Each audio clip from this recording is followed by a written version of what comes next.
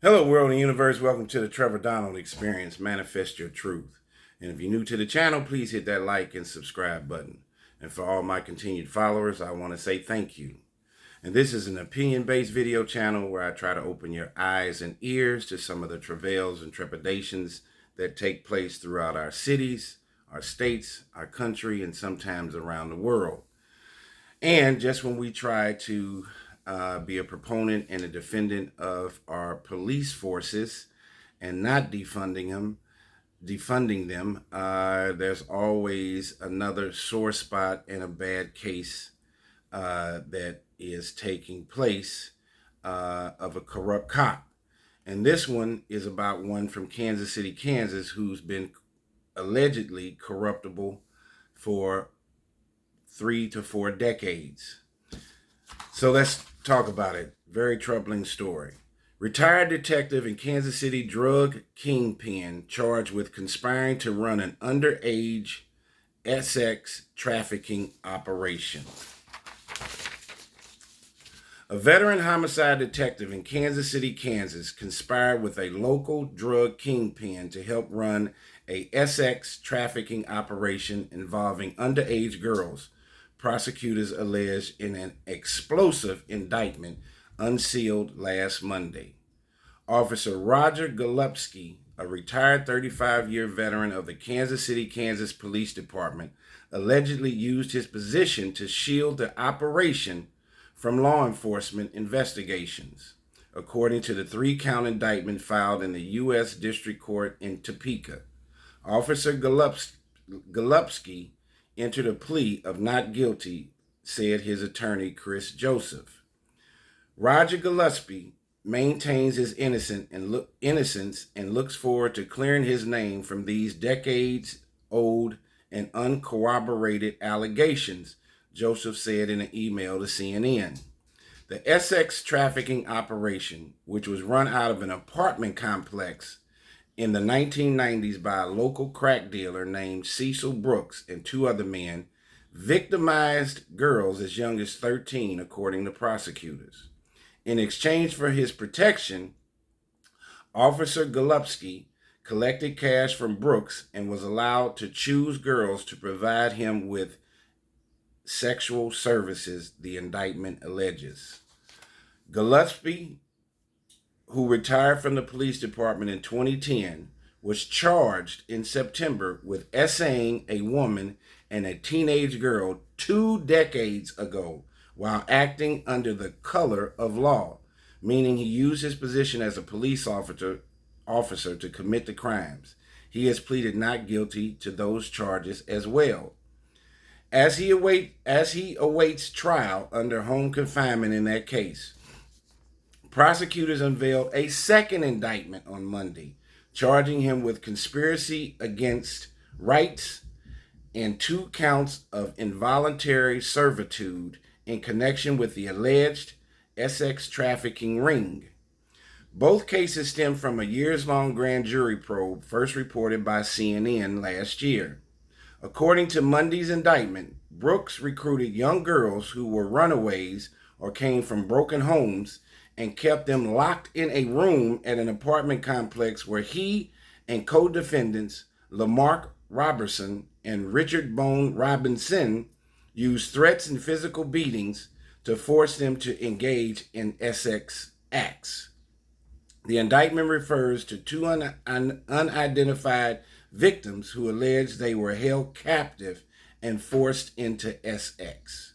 One of the victims told authorities she was 16 years old when Golupski pulled her hair, choked her, and then AR'd her. What a crazy story. It was not immediately clear whether Golupski's co-defendants appeared in court, and if so, how they pleaded to the charges. None were immediately available for comment. Officer Golupski first came under scrutiny in 2016 for his work in the double murder conviction of a man named Lamont McIntyre. McIntyre, who served 23 years in prison, was freed in 2017 when the district attorney for Wyandotte County which includes Kansas City, Kansas, concluded he no longer had faith in the conviction and asked a judge to dismiss the case against McIntyre. Following his release, McIntyre and his mother filed a civil lawsuit in federal court against multiple officers involved in his arrest, taking particular aim at Golupski. The suit accused Officer Golupski of using his badge to terrorize the black community for decades.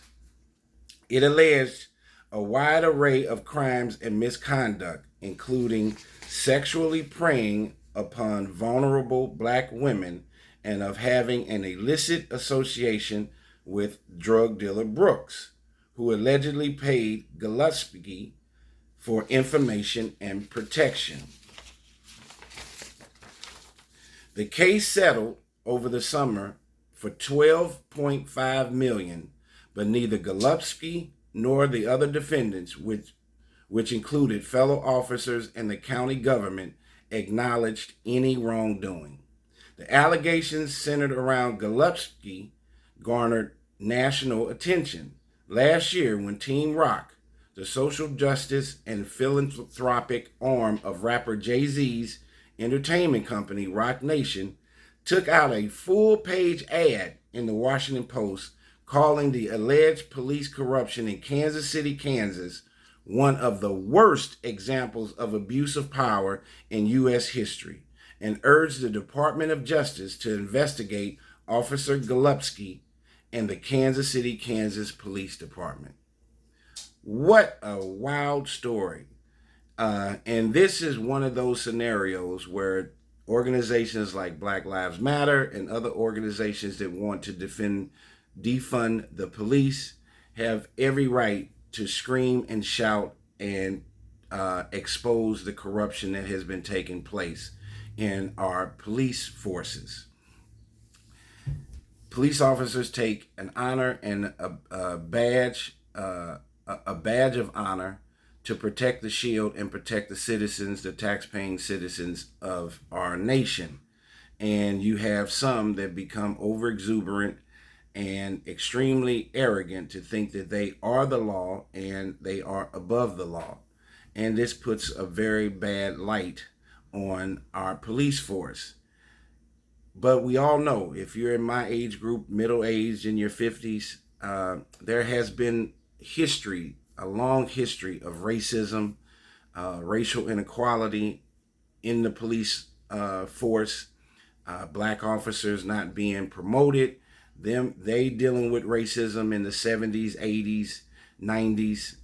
Then you have white egregious officers who may have a subservient level of racism that are overly policing citizens of color with false stops, false arrests, conjuring up corruption and legalities for people that have not committed crimes.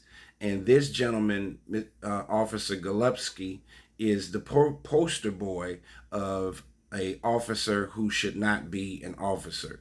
Thank God he is retired, but it's unfortunate that he went on this chasm of chaos and disruption and harmfulness to the communities in Kansas City, Kansas for 3 decades. And he was not doing this alone. And his fellow comrades protected him. I'm sure his police chief, the prosecuting attorneys. There have been rumors and rumblings about this officer for decades, and nothing had been done until now.